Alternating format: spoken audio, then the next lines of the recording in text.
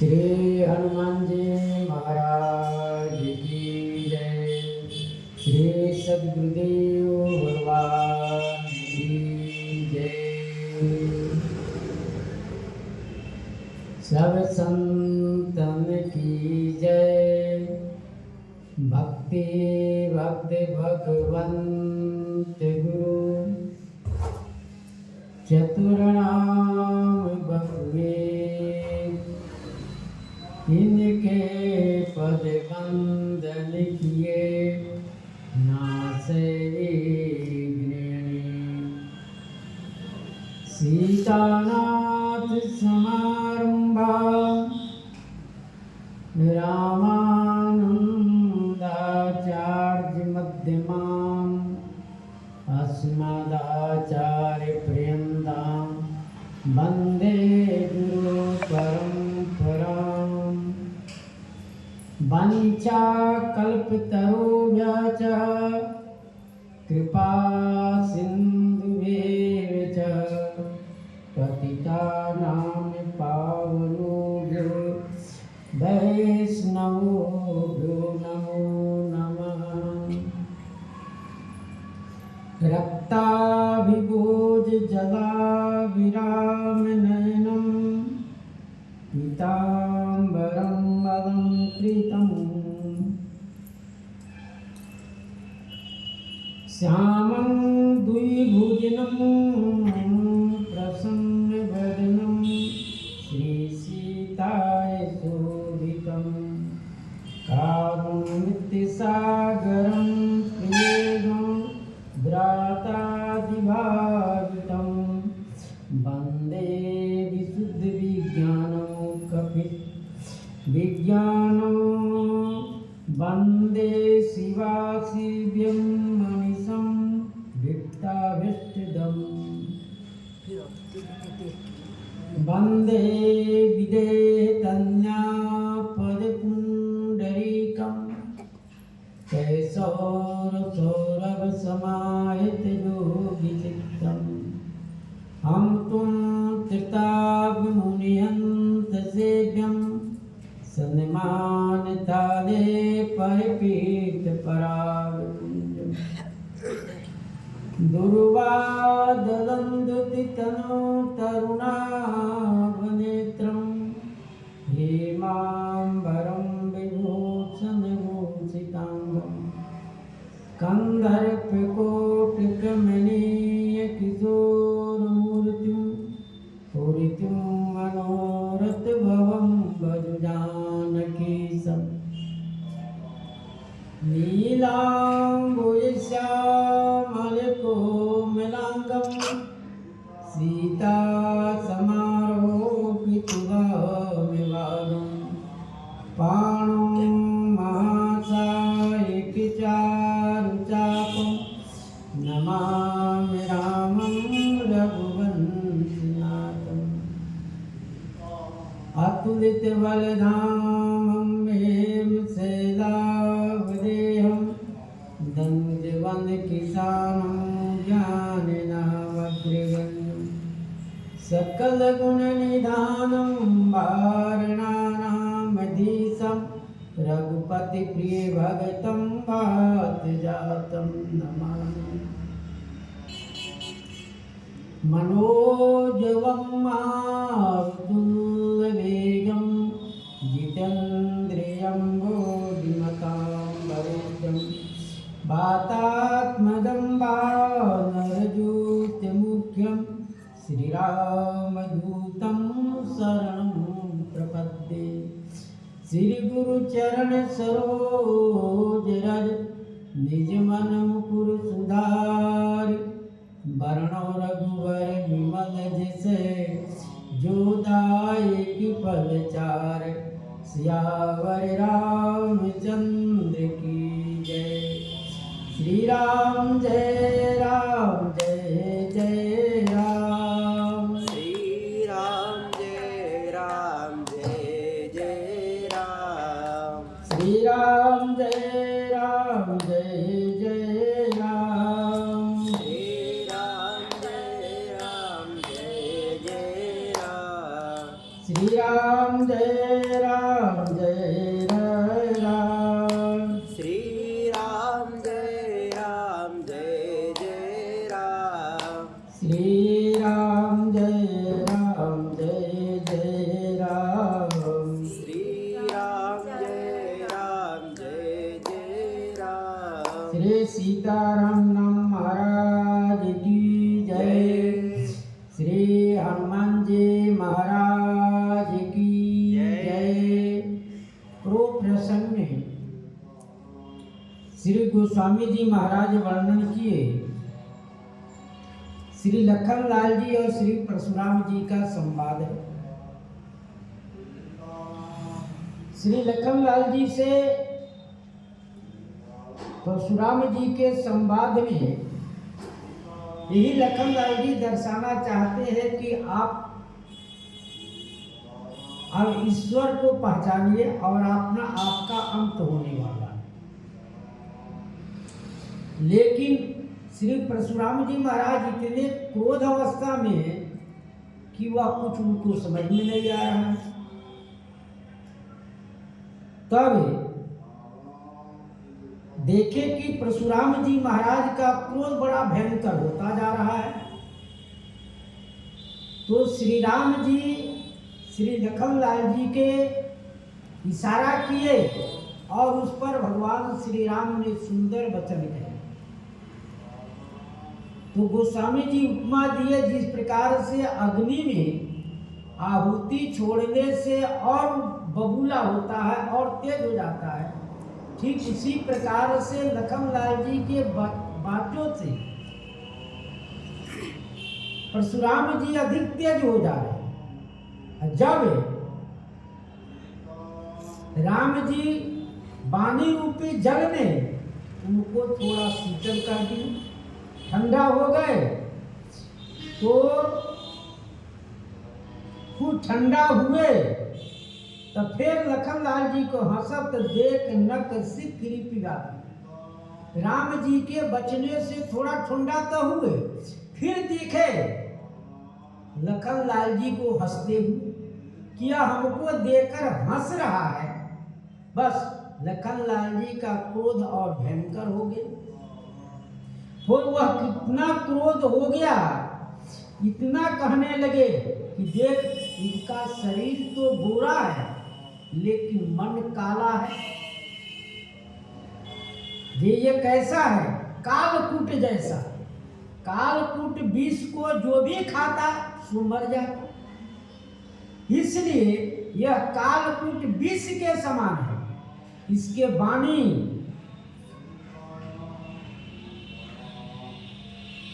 पैमुख नहीं, ये दूध मुखा नहीं है। राम जी ने कहा कि ये दूध पीने वाला है, दूध पीने वाला बालक है। तो श्री परशुराम जी कहते कि नहीं, ये दूध पीने वाला बालक नहीं है, ये तो कालकूट वाला मुख है इसका।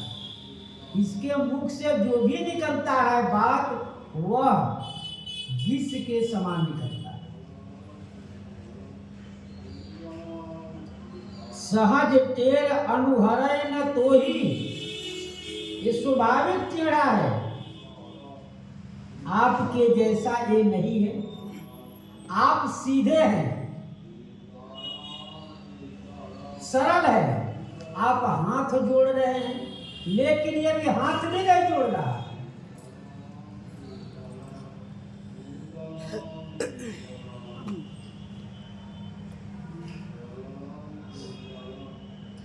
नीच है, मृत्यु के समान है। यह मृत्यु के समान हमको देख भी नहीं रहा। यह हमारे सामने मृत्यु है, उसको ये नहीं पहचान रहा है। लखन कहो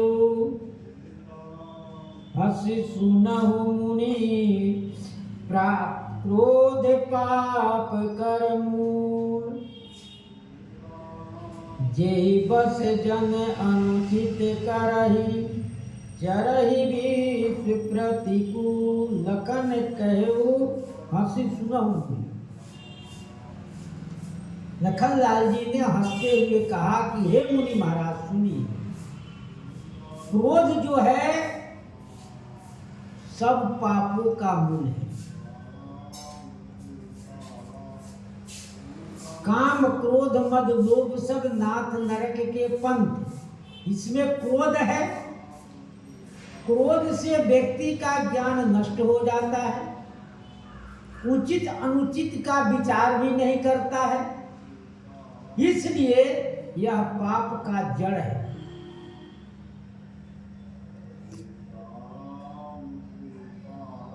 जिसके वश में होकर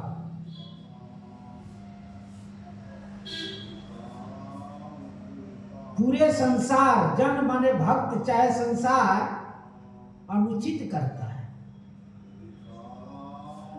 पापी वह पाप जब जैसे भगवान श्री कृष्ण के जन्म के पूर्व श्री नारद जी आए कंस के पास, कंस से कहे कि 8वां गर्भ हमारा शत्रु है, 7 को छोड़ देते हैं। लेकिन नारद जी ऐसी विद्या पढ़ाए कि ये बताओ कौन 8वां होगा इसमें। वह कमल के फूल के पंखुड़ी को गिनाए, कहीं 8वां 7 के पहले आ जाए, 5वें आ जाए तो आप गए। इसलिए सबको आप उद्धार करिए। तो भगवान आने के पूर्व ही वह कंस का इतना पाप बढ़ जाए, इसलिए वह पाप के परिणित किसी का कोई सुनता नहीं रहा। पाप के कारण ही वह पूरे संसार में त्राही त्राही मचा रहा था। इसलिए कहते हैं वह विश्व के प्रतिकूल चलता है।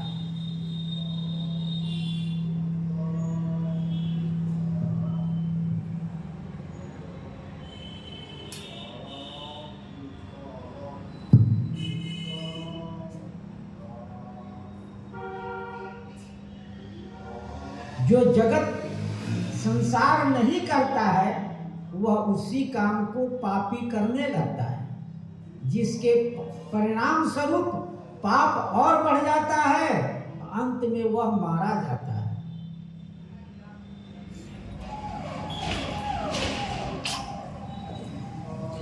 श्री राम जी कह रहे हैं, मैं तुम्हारे अनुचर मुनि राया, परिहरि कोप करिए अब दाया। मैं तुम्हारे अनुचर मुनि राया, परिहरि कोप करिए अब दाया। आप कृपा करके दया करिए, क्रोध को परित्याग करिए। मैं आपका अनुचर हूं, दास। आप अपने क्रोध को त्याग कर हम पर आप दया करिए।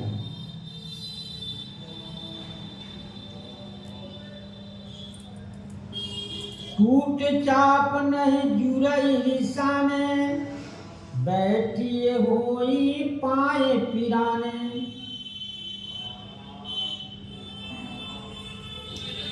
टूट चाप नहीं जुरई निशाने।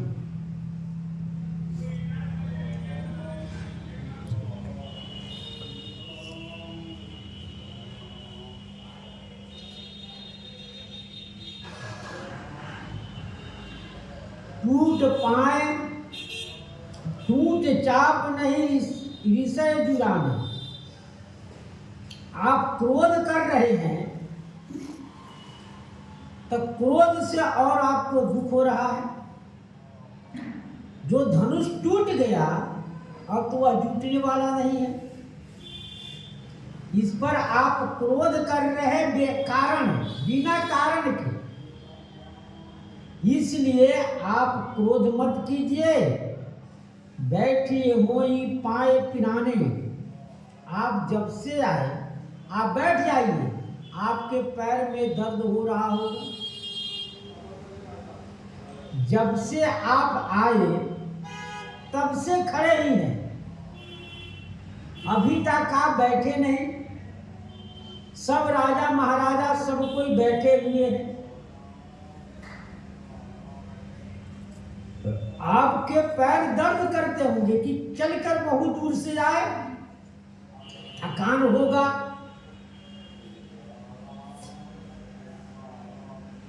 जो अति प्रिय तो करिए उपाय, जोरिए कोई बड़ गुनी बोलाई।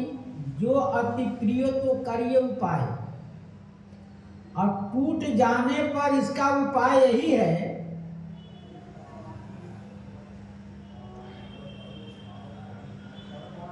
इसको कुनी बड़े गुनी को बुलाकर जुड़वा दीजिए। साधारण गुनी तो जोड़ नहीं सकता है, क्योंकि यह धनुष श्री दधीची जी महाराज के हड्डी से बने हैं। श्री दधीची जी बूढ़े हो गए थे। अब बूढ़े में हड्डी टूट जाने में छोटे मोटे डॉक्टर उसे नहीं संभाल पाते हैं, तो कहते हैं बड़े डॉक्टर के बुला लें। वही आपके पांव ठीक करेंगे। तो श्री दधीची जी की हड्डी क्या बना हुआ ये धनुष है, इसलिए छोटे मोटे से नहीं जुड़ेगा ये।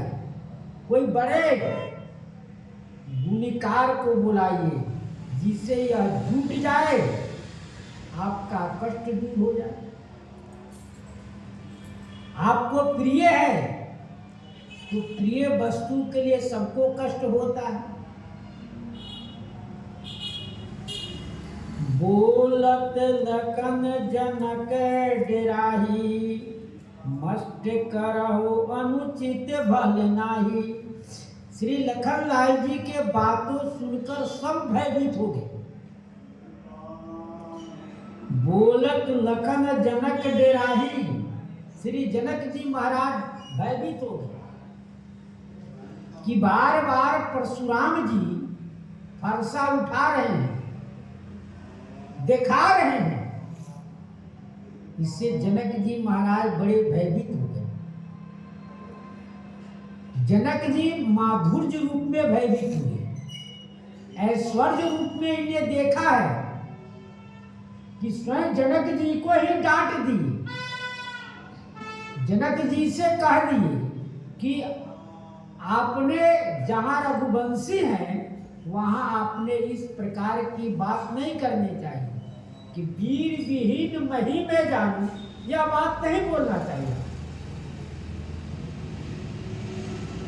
यह बात नहीं बोलना चाहिए कि वीर पृथ्वी वीरों से खाली है। जब किसी ने समर्थन नहीं किया तो पृथ्वी स्वयं हिल गई।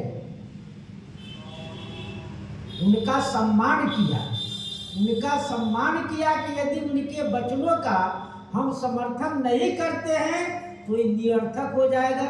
कोई इनके बात का समर्थन नहीं किया, इसलिए पृथ्वी कांप गई और उनके बातों का समर्थन हो गया। तो यहाँ श्री जनक जी महाराज माधुर्य रूप से सोच रहे कि कहीं परशुराम जी फरसा न चला। मस्त करो अनुचित बल नाही, चुप रहिए। अब अनुचित बोलना अच्छा नहीं है, अब बात अनुचित कहना अच्छा नहीं, अब चुप रहिए। बहुत हो गया, आपने इनको बार बार किसी न किसी बात को लेकर गुस्सा ही बढ़ाते हैं। अब कह रहे हैं कि धनुष टूट गया तो बड़ी गुनी को बुला लीजिए, उसे आप जुड़वा लीजिए। विश्वकर्मा जी ने बनाए हैं तो विश्वकर्मा जी से बड़े कोई गुणीकार होगा, कलाकार होगा तो यही धनुष को जोड़ेगा और कोई जोड़ेगा नहीं। थर थर कांपई पुर नर नारी, छोट कुमारे खोट बड़े भारी। थर थर कांपई पुर नर नारी, सब लोग कांप रहे, थरथरा गए, कांपने लगे, क्योंकि परशुराम जी के स्वभाव से सब परिचित है। आप परशुराम जी बार बार उत्तेजना हो रहे हैं, क्योंकि ठंडा भी हो जाते, थोड़े देर में गर्म हो जाते हैं। इसलिए जितने पूर्ववासी हैं सब नर नारी सभी सोच रहे कि अब क्या हो सकता है। कहीं परशुराम जी का वेग और बढ़ा तो मुश्किल हो जाएगा। छोट कुमार खोट बड़ भारी, ये छोटा जो कुमार है खोट, बड़ा भारी खोटा, बड़ा भारी खराब है। इतने भारी खराब है कि बार बार परशुराम जी को उत्तेजना कर दे रहा है।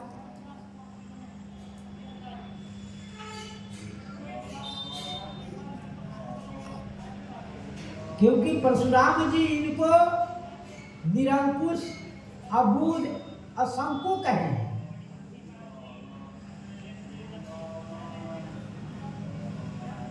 भृगुपति सुनि सुनि निर्भय बानी, ऋष तन जरई होई बलहानी। श्री गोस्वामी जी कहते हैं, भृगुपति सुनि सुनि निर्भय बानी, श्री लखन लाल जी की निर्भय बानी। परशुराम जी सोच रहे हैं कि आज तक कोई भी राजा ऐसा नहीं हुआ जो हमारे सामने इस प्रकार के वाद विवाद करे। ये निर्भय हो गया, इसी में किसी प्रकार का कोई भय ही नहीं। हमको यह छत्री भी नहीं मान रहा है।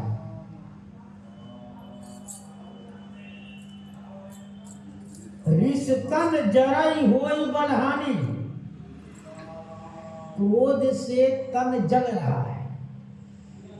क्रोध से स्वयं आदमी के बल में थकान हो जाता है। क्रोधी व्यक्ति, जो पहलवान देखते होंगे कि वो क्रोध नहीं करता, प्रसन्न चित्त से अपना शरीर बांधे रहता है। क्रोध किया क्या उसका बल में कमी हो गया, तो बल में हानि हो रहा। जितना पल बल था अब बल धीरे धीरे घट रहा है। पहले के अपेक्षा बल इनके घट रहा है। यह नहीं सोच रहे हैं कि हमारा ऐसा हो क्यों रहा है।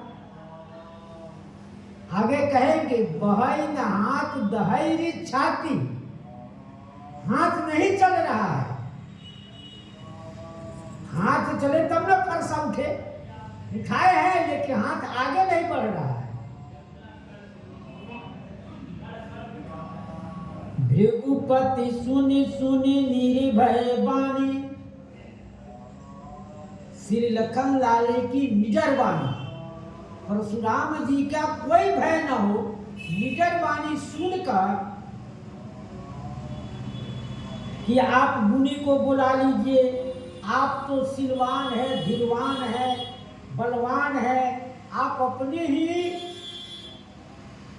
करनी को स्वयं अपने मुख से वर्णन कर रहे हैं कि मैं विश्व क्षत्रिय कुलद्रोही हूँ, बाल ब्रह्मचारी हूँ।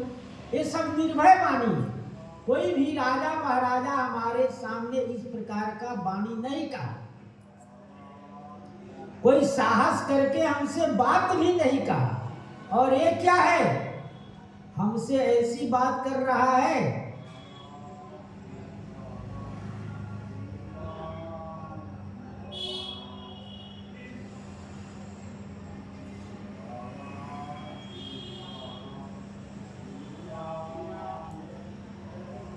बोले राम ही देई निहोरा, बचौ विचार बंधु लघु तोरा। बोले राम ही देव निहोरा। तब राम जी से कहने लगे, राम जी के एहसान मानकर कहने लगे, बचौ विचारी, बंधु लगी तोरा। मैं आपका छोटा भाई जानकर इनको बचा रहा हूं, क्योंकि आप हाथ जोड़ रहे हैं। आप हाथ जोड़कर कह रहे हैं ये बालक है, इस पर आप कृपा करिए। हाथ जोड़कर आप प्रार्थना कर रहे हैं। आप कह रहे हैं कि मैं आपका अनुचर हूँ, आप दया करिए। लेकिन ये कह रहा है ये क्रोध पाप का मूल है। आप व्यर्थ में क्रोध कर रहे हैं। छुअत टूट रघुपति ही न दोषु, इसमें दोष क्या है? छूते टूट गया तो इसमें दोष क्या है?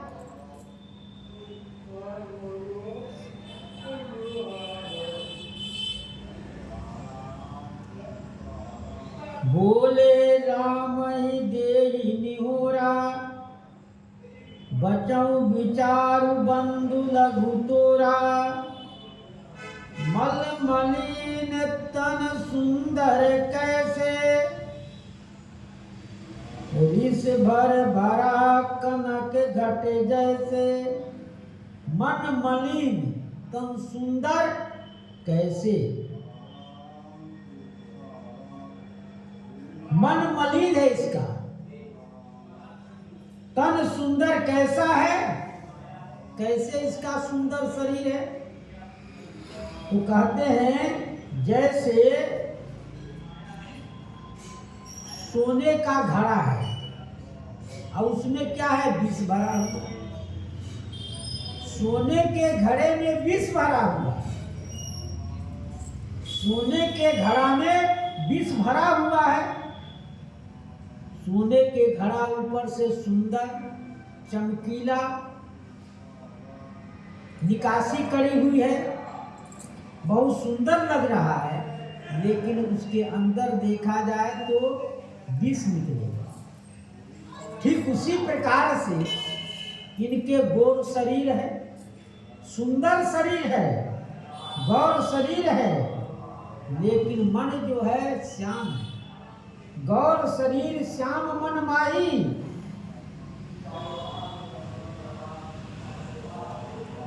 इसलिए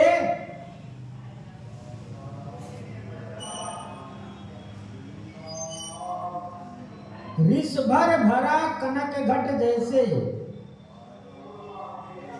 जो कोई उसमें हाथ लगाएगा सोने के घड़ा जानकर कि इसमें कुछ और मणि सर्फी सब होगा, मणि सब होगा, लेकिन जब भी हाथ लगाए तो उसमें विष निकला। उसी प्रकार से इनको मैंने सरल स्वभाव आपके भाई जानकर, आप रघुवंशी जानकर मैंने कुछ अनुचित कहा नहीं। ये हम ही को बार बार उत्तर दे रहे हैं।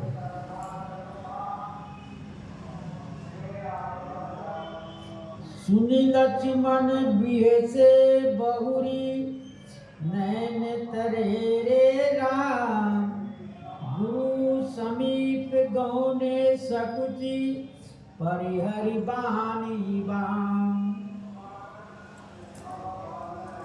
सुनी लक्ष्मण बिहसे, श्री लखनलाल जी परशुराम जी को बातों को सुनकर हंसे। फिर कुछ कहने ही वाले थे, तब तक राम जी ने नेत्र का इशारा किए। वो नेत्र के इशारे से कि आप अब उचित नहीं होगा, क्योंकि जनक जी भी कह रहे हैं, सब डर रहे हैं, पूर्ण नारी सभी डर रहा है, क्योंकि अब डर का अंतिम हो गया।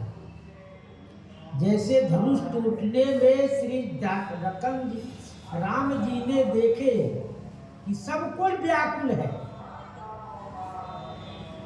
सब कोई व्याकुल है, जानकी जी की अंतिम स्थिति आ गया, तो आप धनुष को जाकर तोड़ डालें। उसी प्रकार से अब अंतिम है, यदि इसके आगे और होगा तो, क्योंकि चरम सीमा हो गया क्रोध।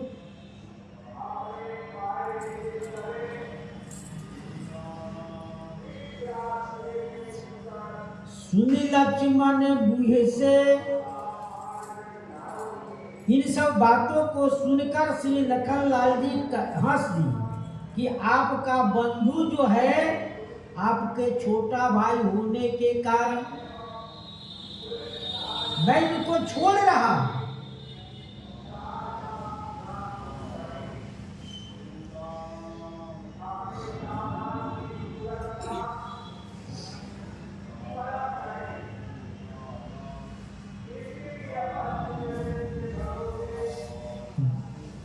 गुरु समीप गौने सकुची परिहरि बानी बा। जो अच्छा न लगे प्रतिकूल वाणी को छोड़कर श्री गुरु महाराज के समीप चले गए, क्योंकि गुरु महाराज रक्षा करने वाले हैं। विश्व यदि आपके विरोध में हो, गुरु महाराज रक्षा करेंगे तो सब कोई रक्षा कर देते हैं। इसलिए गुरु महाराज के ईश्वर आपसे नाराज हो तो गुरु महाराज रक्षा कर देते हैं। जैसे श्री राजा त्रिशंकुर को गुरु महाराज नाराज हो गए, वशिष्ठ जी पुरोहित नाराज हो गए कि मैं ऐसा यज्ञ नहीं कराऊंगा, स्वर्ग भेजने वाला मैं यज्ञ नहीं कराऊंगा। तो आप जाके श्री विश्वामित्र जी को गुरु बना लिए और गुरु बना के कहे गुरु महाराज हमको स्वर्ग सदैव दे दीजिए। श्री गुरु महाराज स्वयं मंत्रों के माध्यम से जग हुआ और जग से स्वयं इंद्रलोक उनको भेज दिए, इंद्रलोक भेज दिए। तब फिर इंद्र ने उनको गिराया वापस, तो आज तक लटके हुए हैं। उनके नार से जो निकला हुआ नदी है वो कर्मनाशा नदी बोलता है। तो गुरु महाराज उनकी रक्षा करते हैं, इसलिए गुरु महाराज के समीप चले गए। अति विनूति मृदु शीतल बानी, बोले राम जोरी जुग पानी। श्री राम जी दोनों हाथ जोड़ करके अति विनीत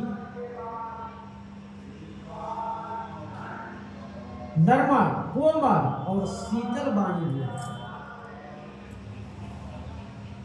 जो दूसरे को स्वयं ठंडे हैं, दूसरे को भी ठंडा करने वाला वाणी श्री राम जी बोले। अति विनीत, अत्यंत कोमल, अत्यंत नम्रतापूर्ण। किसी को बस में करना हो तो नम्र नहीं बोलेंगे, कड़वा बोलेंगे, तेज बोलेंगे तो वह कहेगा नहीं इनके बस में।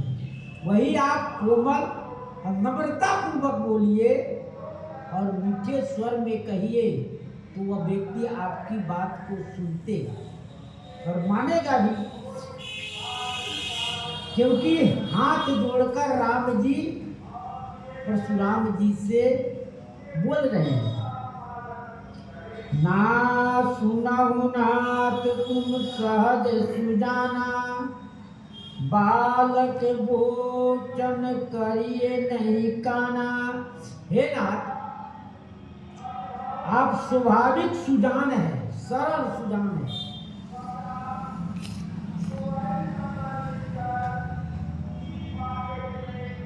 आप स्वाभाविक सुजान हैं, बालक वचन करिए नहीं काना। बालक के वचनों पर कान नहीं दिया जाता, उसके ऊपर ध्यान नहीं दिया जाता है कि बालक क्या कह रहा है, सिर्फ सुना जाता है। क्योंकि उसको बालक को किसी प्रकार की किसी वस्तु का ज्ञान नहीं है। वो सोच समझकर बोल नहीं रहा है, वो बोल तो रहा है लेकिन उसके बात पर ध्यान नहीं दिया जाता है। इसलिए हे नाथ, आप स्वाभाविक सुजान हैं।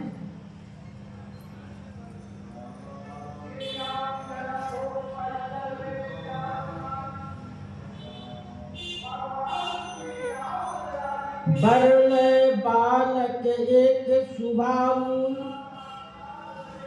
नहीं न संत विदुष काऊ। बरले बालक एक स्वभाव, बरैया जो है और बालक का एक ही स्वभाव है। आप जा रहे हैं रास्ते में, यदि आप कुछ न भी करेगा तो उड़कर काट लेता है, दुख होता है। ठीक उसी प्रकार से बालक का स्वभाव है, कुछ भी नहीं न कुछ वो हरकत करते रहता है। कहीं कुछ पत्थर फेंकेगा, कहीं कुछ पानी उछेल देगा, कहीं किसी वस्तु को इधर से उधर कर देगा। वो कुछ ना कुछ उपद्रव करते रहेगा, कहीं कुछ पटक दिया, कहीं कुछ तोड़ दिया। क्योंकि बालक है इसलिए उसको आप कुछ भी नहीं कर सकते हैं। वो ऐसा करता है क्योंकि उसका स्वभाव, उसका वो स्वभाव बन गया है। वो नहीं समझ रहा है कि इसके करने से हानि है कि लाभ है। इन्हें न संत विदुषी काऊ, इनको संत और कोई भी इसको दोष नहीं देता। क्योंकि बरैया जब है वो उड़ता रहता है, उड़कर कहीं न कहीं बैठा, यदि उसको छेड़ेंगे तभी, नहीं छेड़ेंगे तभी काट लेगा।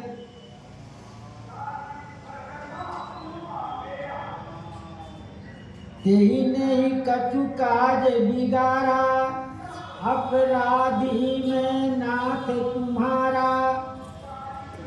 उन्हें कुछ भी आपका कार्य नहीं बिगाड़ा है।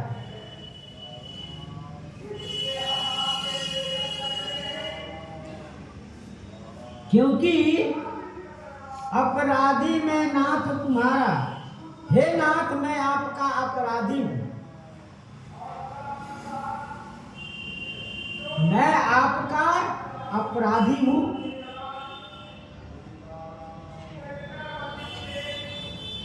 यही नहीं कछु कार्य बिगाड़ा, उसने आपका कोई भी कार्य नहीं बिगाड़ा। अपराधी में नाथ तुम्हारा, हे नाथ मैं आपका अपराधी, मैंने शिव धनुष तोड़ा। इसलिए राम जी हाथ जोड़कर क्षमा प्रार्थना कर रहे हैं। हाथ जोड़कर बोलने से उनमें अत्यंत नम्रता का सूचक है। ऐसे बोलिए और हाथ जोड़कर बोलिए, तब विनम्रता का सूचक होता है। आप ब्राह्मण हैं, शिव भक्त हैं, शिव जी के शिष्य हैं, अवस्था भी बड़े हैं और गुरु विश्वामित्र जी के आप संबंधी हैं। इसलिए राम जी ने हाथ जोड़कर प्रार्थना कर और कहे, मैं अपराधी हूं, जो दंड देना हो हमको दीजिए आप।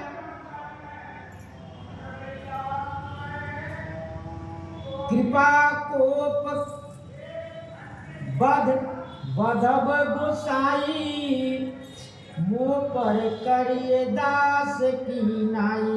कृपा कोप, आप चाहे कृपा करिए, चाहे क्रोध करिए, चाहे बांध लीजिए, चाहे बध कर दीजिए। हे गोसाई, जो आपको करना है कर सकते हैं।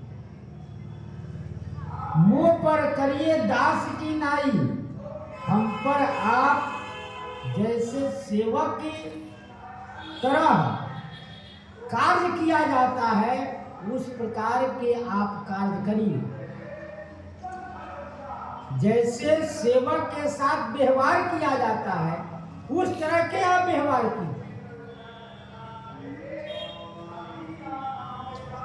आप कृपा करिए तो छोड़ सकते हैं, आप विरोध करेंगे तो आप हमारा वध कर सकते हैं, क्योंकि आप कहेंगे कि शिवद्रोही ने हमारा धनुष तोड़ा है, तो मैं इसको छोड़ूंगा नहीं, मारूंगा। हमारे गुरु जी का धनुष इसने तोड़ा है।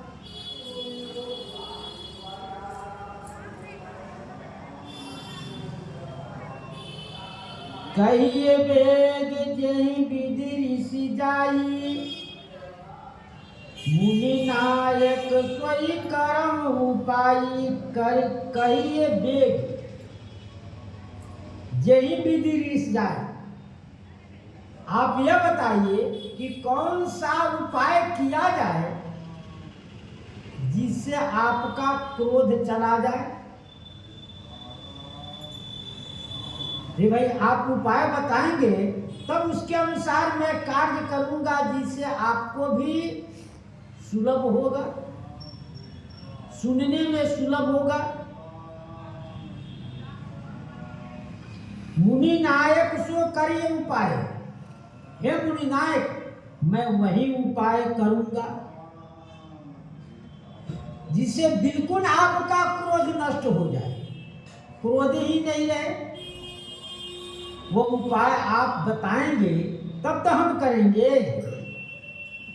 आप क्रोध करते जा रहे हैं और कहते जा रहे हैं कि मैं इसको मारूंगा, लेकिन धनुष को उन्हें नहीं तोड़ा, मैंने धनुष को तोड़ा हूं, और तोड़ने में जो गलती हो गई है उसका मैं मानता हूं कि मैंने अपराध आपका किया हूं। उस अपराध का फल क्या होगा सो बताइए हम। कह मुनि राम जाई से कैसे, अजहु अनुज तब चितय अनैसे। राम जी से परशुराम जी ने कहा, हे राम, हमारा क्रोध कैसे जाएगा? देखो तुम्हारा भाई अभी भी बुरी नजर से देख रहा है, हमारे तरफ तिरछे नजर से देख रहा है, बुरी तरह देख रहा है, उसका दृष्टि भी दोषित है। इसलिए कोई उपाय ही नहीं लग रहा है। कहिए मैं कौन सा उपाय करूं? कह मुनि राम जाई कैसे, ये क्रोध कैसे जाएगा? जब तुम्हारा भाई यहां से हटेगा, वो क्रोध नहीं करे, दिखाई नहीं पड़ेगा, तभी तो क्रोध जाएगा, क्योंकि शत्रु सामने है। तो शत्रु के देखकर हमको एहसास हो रहा है कि हम इसको मारे या हमको ये मारा है, तो मैं अपना बदला निश्चित लूंगा। शत्रु जब सामने है तो उसके बदला लेने के लिए उपाय सोचूंगा। जैसे प्रताप भानु कपटी मुनि ने के राजपाट सब छीन लिया प्रताप भानु। अब प्रताप भानु का हुआ, अपना ऐश्वर्य फैलाकर शिकार करने गए जंगल में, लेकिन वह राजा कपट मुनि के वेश में उनको पहचान गया कि यही हमारा राज छीना, इसी से हमारा 10 भाइयों को मारा है इन्हें, सब हमारा परिवार नष्ट कर डाला है, तो मैं तो इसका उपाय लूंगा, मैं इसका बदला लूंगा। तो वह क्रोध में भरे हुए सारे बदला ले लिया कि शत्रु उसके सामने है, अब शत्रु हमारे बस में है, तो मैं तो बदला लूंगा। उस प्रकार से परशुराम जी कह रहे हैं कि देखो तुम्हारा भाई सामने है, तो क्रोध कैसे जाएगा? ये क्रोध जाने का कोई प्रश्न ही नहीं रहा। जब यह आंख से ओझल हो जाएगा तब हमारा क्रोध जाएगा। और उतना ही नहीं, ये कहीं हमको तरफ न देखे तभी क्रोध चला जाएगा। सामने खड़ा है शत्रु, वो हमारे तरफ न देखे तभी क्रोध चला जाएगा। यही के कंठ कुठार न दीना, तो मैं काह कोप कर कीना। यही के कंठ कुठार न दीना, यदि मैंने क्रोध किया और यह कुल्हाड़ी उसके सिर पर नहीं काटा, उसके गर्दन पर नहीं दिया, तो मैं काह कोप कर कीना, मैंने क्रोध होकर ही क्या किया। जिस कारण से मैंने क्रोध किया, जिस उद्देश्य से मैंने क्रोध किया, हमारा उद्देश्य वह पूर्ति नहीं होगा,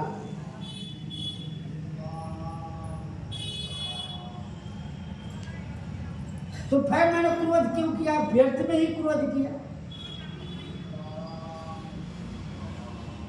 मैंने क्रोध किया कि इसको मारूंगा और इसको मार भी नहीं पा रहा हूं, तो हमारा क्रोध तो व्यर्थ गया। गर्व सुरवहि रव अवनि पेरावनि, सुनि कुठारे गति घोर। परसु अचत देखो जियत, बैरी भूप किशोर। गर्व सर्वहि अवनि पेरावनि, सुनि कुठार गति घोर। परसु अछत देखो जियत, बैरी भूप किशोर। श्री परशुराम जी कह रहे हैं, गर्व सर्वहि,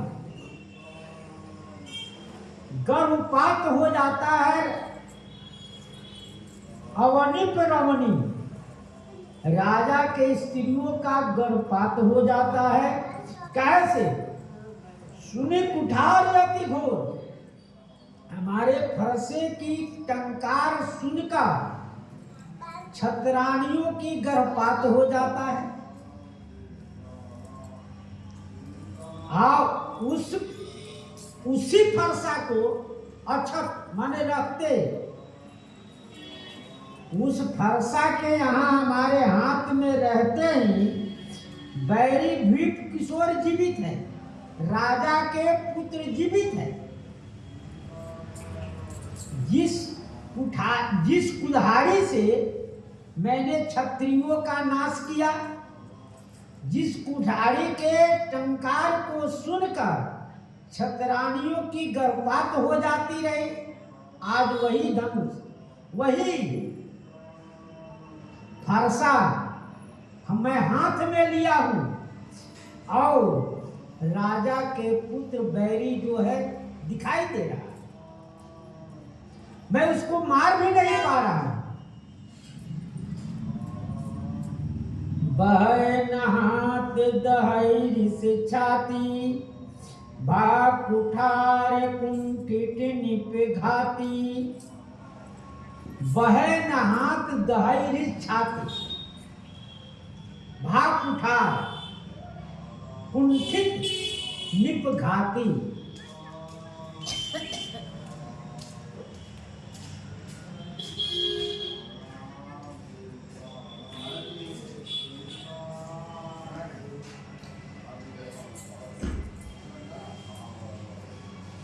कहे कुठार,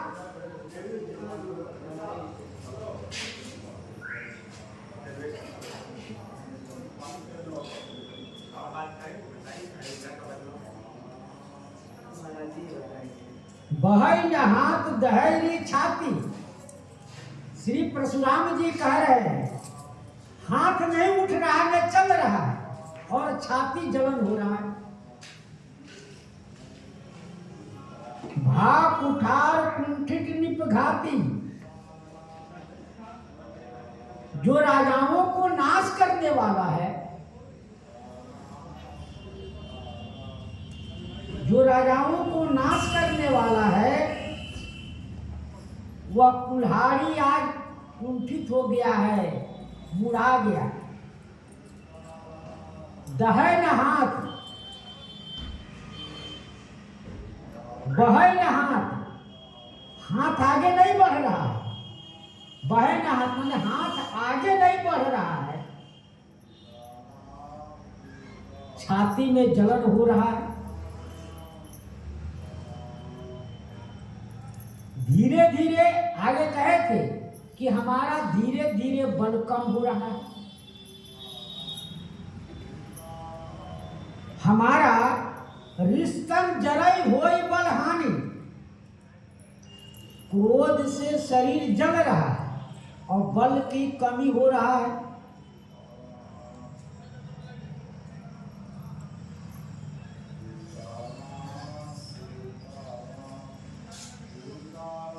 भाग उठा जिस कुल्हाड़ी से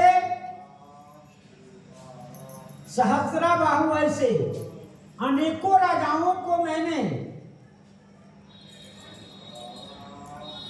काटा मारा, आज वह कुल्हाड़ी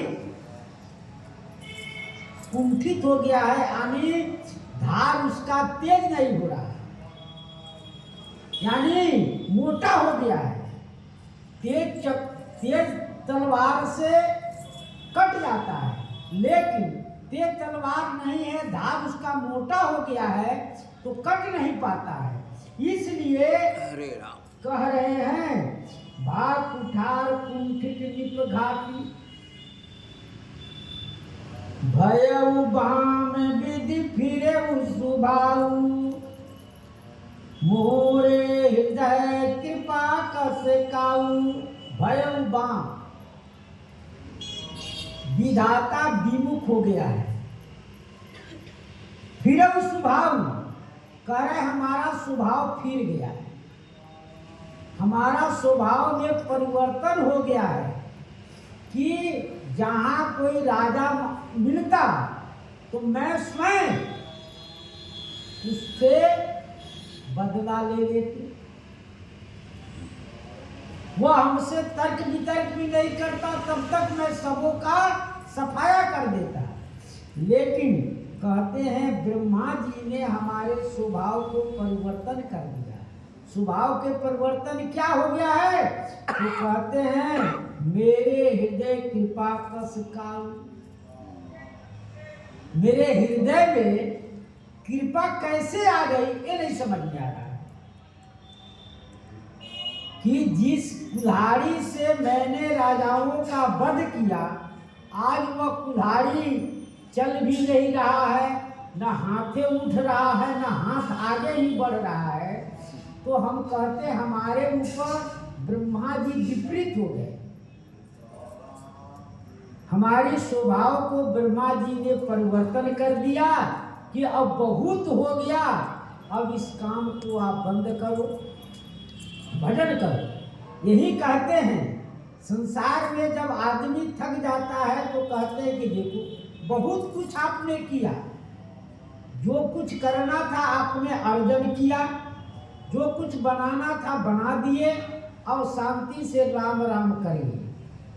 वही परशुराम जी कह रहे हैं मैंने इतना क्रोधित रहा, इतने क्रोध होकर मैंने कुछ आज तक नहीं किया, नहीं तो कोई भी राजा एक शब्द भी नहीं बोलता, और एक छोटा सा ये बालक पर हम पर कृपा कैसी हो जा रही है ये समझ में नहीं आ रहा। आज दया दुख दुसह सहावा, सुनि सौमी से बिहसी सिरनावा। श्री परशुराम जी कह रहा आज दया, मैं राजा को दया का पात्र नहीं बनाता कि दया कर दे, इस पर कुछ नहीं, कोई भी चिल्लाता रहे कुछ भी करता रहेगा, उससे कोई परिवर्तन नहीं। आज दया दुख दुसह सहावा, दया ही हमारे दुख का कारण बन गया। मैंने हमारे हृदय में दया रूपी बीज कैसे अंकुरित हो गए। किसी भी परिस्थिति में लोग को देखकर उनकी दया आ जाती है कि चलो इन पर दया कर देते हैं, क्षमा कर देते हैं, लेकिन परशुराम जी कह रहे हैं कि हमारे स्वभाव में दया कैसे आ गई।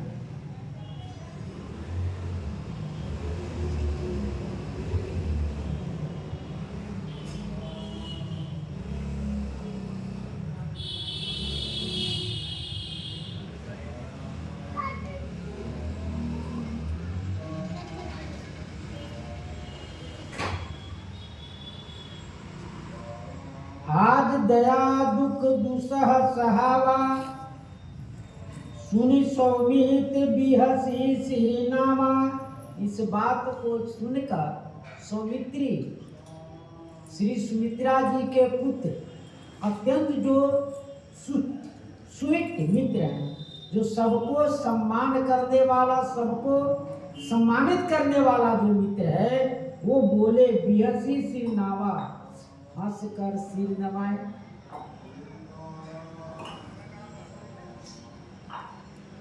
परशुराम जी के बातों को सुनकर लखनलाल जी हंस दिए और हंसकर नीचे मुंह कर लिए।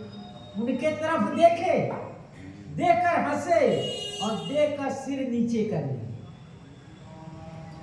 बाऊ कृपा मूरति अनुकूला, बोलत बचन झरत जन फूला।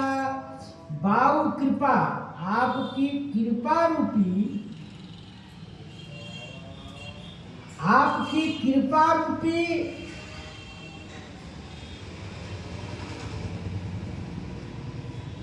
जो हवा है, वायु है, आपके स्वरूप के अनुकूल है। और बोलत बचन झरत जन फूला, आप जो बोलते हैं तो मानो फूल बरस रहा है। हवा के झकोरों से फूल गिर जाता है नीचे। हवा जब बहता तो उससे क्या होता है, फूल नीचे गिर जाता है। तो वही श्री लखनलाल जी कहते हैं कि आपकी जो कृपा है वो हवा है। आपके मूर्ति आपके स्वरूप के अनुकूल है। आप जब बोल रहे हैं तो मानो फूल ही गिर रहा है। ये व्यंग है, ये व्यंग है। लोग ने कहते हैं कि ऐसा बोलते हुए लगता है कि मांस रहते, हड्डी रहते, मांस नीचे गिरा, माने कठोर बता। जिस काम को व्यक्ति नहीं करता है उस व्यक्ति पर वो बात कहना उसके लिए विपरीत है। वही श्री परशुराम जी कह रहे हैं।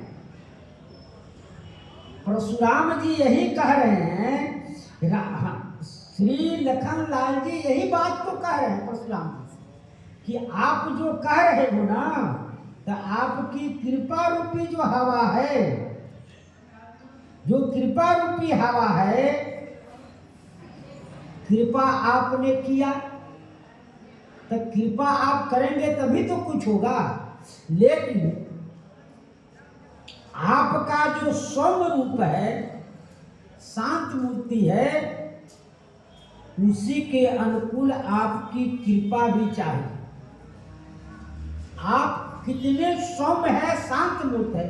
क्योंकि जिस समय आप आए तो कहा गया कि शांत भेष है आपको। शांत भेष होने से सौम्य रूप है।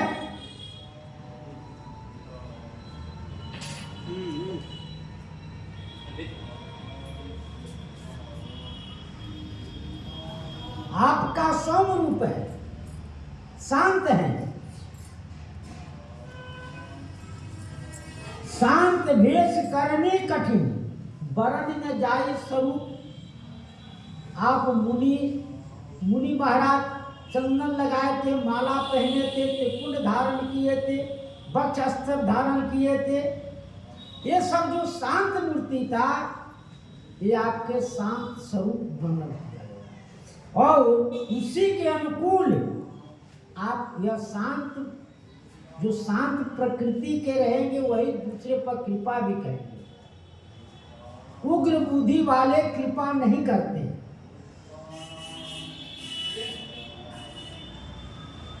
इससे आप वैसा मृदु वचन भी बोलते, जैसे देश है उसी के अनुसार लोग वचन भी बोलते हैं। देश यदि संत का है तो संत के स्वाभाविक वेश के अनुसार बोलेंगे, और जब बोलते हैं तो कहते हैं मानो फूल झड़ रहा है। अब क्रोधी अवस्था में है तो क्रोध के अनुसार ही आप बोलेंगे।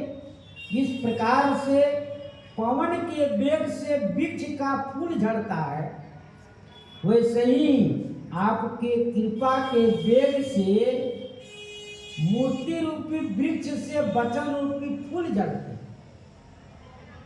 आपका जो स्वरूप है, आप वचन जो बोलेंगे उससे मानो फूल झड़ रहा है। उपमा दिया गया, कहने का तात्पर्य है कि आप जैसे कराल मूर्ति है, भयंकर मूर्ति है, वैसे ही उसमें कोप है, कोप रूपी पवन भरा हुआ है। क्रोधी व्यक्ति में ही क्रोध भरा रहेगा, जब बाहर निकलेगा वचन से तो मानो कि क्रोध भरा ही है। वाणी से व्यक्ति को समझ में आ जाता है कि इनका स्वभाव कैसा है। क्रोधी व्यक्ति कभी शांत प्रवृत्ति का हो नहीं सकता है। तो वही श्री लखनलाल जी कह रहे हैं, आपकी जो ये क्रोध रूपी वाणी है, इसे मानो फूल झड़ रहा है, तदनुसार वचन मानो अंगारे झड़ रहे। यानी कहने का मतलब है जो आप वचन बोल रहे हो, बोले अंगार के बोले बरस रहा है। इस प्रकार से मुनि ने कहा, मेरे हृदय कृपा कस काऊ। ये अंगार झड़, क्रोधी व्यक्ति कभी कृपा नहीं करता, तो मेरे हृदय के अंदर ये कृपा कैसे आ गया।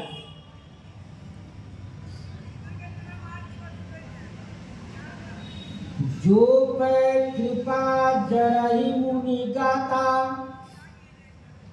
क्रोध भय तन राख विदाता। जो पे कृपा जरहि मुनि गाता, श्री परशुराम जी कह रहे हैं, जो पे कृपा जरहि मुनि गाता। यदि आपके कृपा करने से शरीर जलता है, ये व्यंग्य है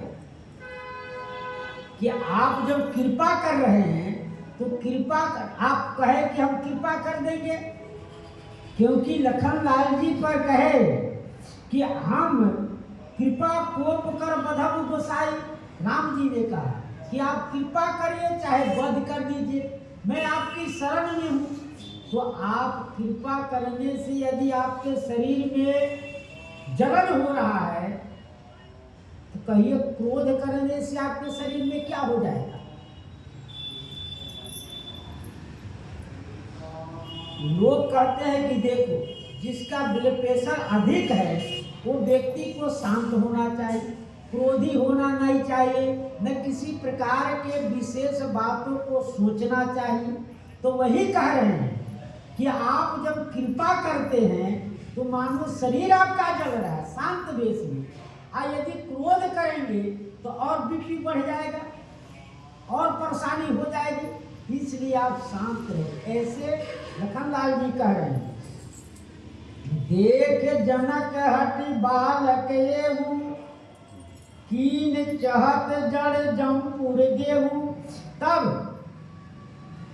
श्री जनक जी से कहने लगे, कौन?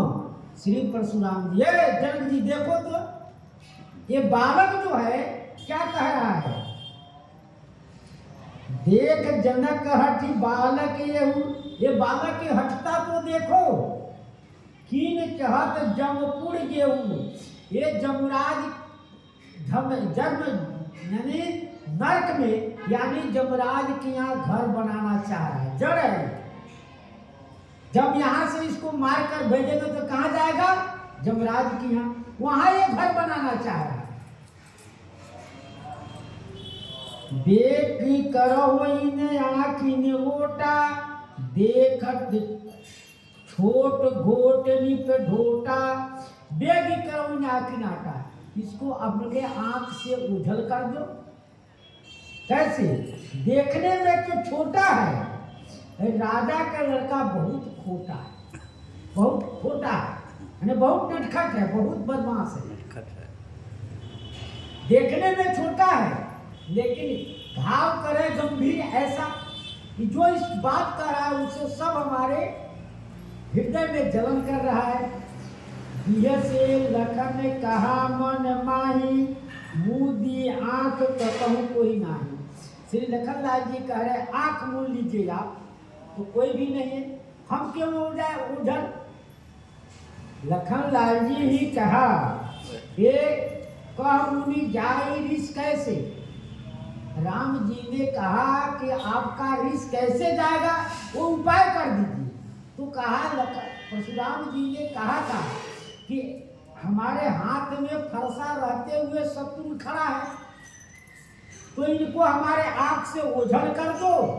तो लखन लाल जी कह रहे आंख मूंद कहूँ को नहीं। आप आंख मूंद लीजिए तो कुछ दिखाई नहीं देगा, हम क्यों आंख से ओझल हो जाए। परशुराम तब राम पति बोले उरे अति क्रोध, शंभु सरासम तोरी सत करसी हमारे प्रबोध।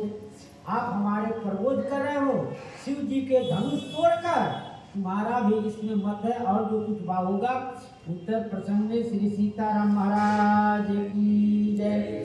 श्री राम जय राम जय जय राम। श्री राम जय राम जय जय राम। श्री राम जय राम जय जय राम। श्री राम जय राम जय जय राम। श्री राम जय राम जय जय राम। श्री राम जय राम जय जय राम। श्री राम जय राम जय जय राम। श्री राम जय राम जय जय राम। श्री सीताराम नाम महाराज की जय। श्री हनुमान जी महाराज की जय। संत समाज की जय। श्री सद्गुरुदेव